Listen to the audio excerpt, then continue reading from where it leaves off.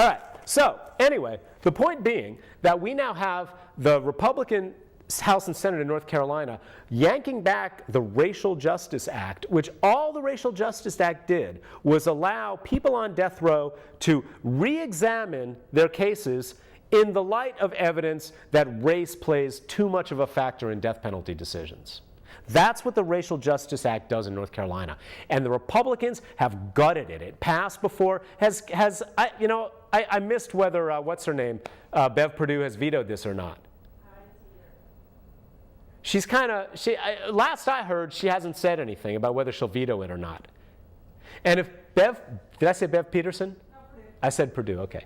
Bev Perdue, listen to me carefully, Bev Perdue. You need to veto the Republican gutting of the Racial Justice Act. It was one of the few things that has passed in North Carolina in recent years designed to give any kind of a check on the overwhelming power of prosecutors to abuse the system of fair trials. One of the few, the Innocence Commission in North Carolina was another. And they hate that. The prosecutors hate that too. Dispassionate people, not subject to election pressure to have a high conviction rate, actually looking at the evidence on which people are convicted and the process by which prosecutors handle that evidence. Prosecutors don't like that. And you can't sue a prosecutor even for violating your most basic civil right to a fair trial. You can't sue them. They have immunity. That needs to change, Carol. I can see immunity for everything except fundamental constitutional violations. And you still have to prove that. But there should never be immunity for district attorneys in North Carolina or anywhere from fundamental violations of constitutional rights to a fair trial. And again, we could argue that, whether it happened or not. It's not like, that's it, you're done. No, but the prosecutors would have a check on their overzealousness. And we've seen it don't even tell me it doesn't happen. We've seen it over and over and over again. All right. You want the Bev Perdue situation with the bill? Yeah. For the act? Yeah, what is Bev Perdue? Oh, Carol's little brain again, ladies and gentlemen. She's working on it. She's working on it. Bev Perdue doesn't. Looking at the calendar to see if we do veto it, when would we come back, and if we don't veto it, what the parameters and effects are. Okay, so if we don't veto it, Bev Perdue's saying we're looking at it. If we don't veto it, what the parameters and effects of that would be, which would be gutting the Racial Justice Act, right, and removing one of the few chances that people who are wrongly convicted because of their race, and they'd have to prove this. They can't just say it and they're out of jail. They have to prove it, right? But it gives them a chance. And if Bev Perdue, if you don't veto this, I'm sorry, I just can't see how I can honestly support you. I know McCrory wouldn't do it, but I'm tired of that crap. I'm tired of you have to vote for you because the other guy's worse. Bev Perdue, really, I will withhold my vote if you don't. This is balls to the wall time, Bev.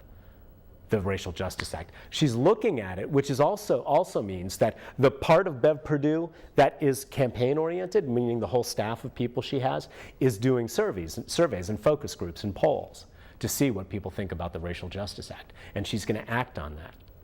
And so phone calls to Bev Perdue's office might have an effect. That's all I'm saying. Here's the thing. She's scared about being soft on crime. But there's there's a plethora, Carol, a myriad of bits of evidence that prosecutorial overreach and prosecutorial abuse of defendants' constitutional rights to basic fair trials, there's so much evidence of that in North Carolina over the past 10 years. That allowing Republicans to gut the Racial Justice Act with not even a veto, because it would be politically unfeasible, or it might hurt you a little bit. You might have to actually like stand up and defend it in public, and articulate a reason that might convince people in the middle who are a little skeptical of it. Wow, imagine that, doing a little work to win some votes. Sorry, Bev, you can't do it. You can't not veto the Republicans' gutting of the Racial Justice Act. You can't. Now, I like what you said, Carol, she says we're looking at the timing. Because can she veto it so that it makes it harder for the Republicans to call another special session, their 800 millionth special session. Did you read the N&O editorial, Carol, where they mentioned that the Republican leadership is just an ordinary Joe back in their small towns in bum-you-know-what, North Carolina, right? But when they call another special session, they're in charge and the money comes pouring in, right? Yeah, there's a special session around. Who knows what those mofos are going to do? We better give them money. I know a lobbyist for a business here, a large, multinational corporation with branches here in North Carolina, and he's mostly Republican. I mean, we're not friends, we're just acquaintances, in chat occasionally. He's mostly Republican, but he is just as cynical about the Republicans doing fundraising now and, asking for, we need some food for this function or whatever it is, however they do it legally, right? To get graft legally, without breaking the laws that they write so that they can break the laws without breaking them. Anyway, he's just as cynical and just as sarcastic and snide at the Republicans, who he says are doing exactly the same thing that the Democrats under the corrupt Jim Black did for decades, right? So anyway, let's not kid ourselves about what's really going on here. The Republicans, in no time at all, Carol, in North Carolina, have shown themselves to be just as sleazy and just as corrupt as Jim Black, that and his cronies. That's just the nature of the beast. You give these jerks power and they abuse it. That's just what they do to get money and more power. Anyway, so what was I saying? Oh yeah. So if Bev Perdue, see, I did it this time. If Bev Perdue, I got a little bit off track on that last thing, never got back. If Bev Perdue is looking for the best time to do the veto so that, maybe they will have a harder time bringing together whatever kind of quorum with, not enough Democrats, whatever to override it, then she's doing a good job.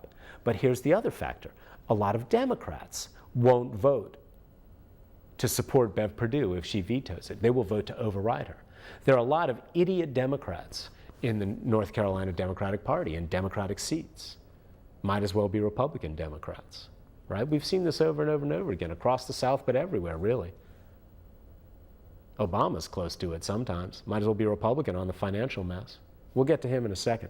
All right, so Bev Perdue, this is a make or break moment for a lot of us out here, really. And for some, you may not lose their vote, but you'll definitely lose their support, and you'll definitely lose their encouragement to other people to vote for you. That's what happens when you crush your base again and again and again and again, Bev. Obama should know this by now, but he doesn't care.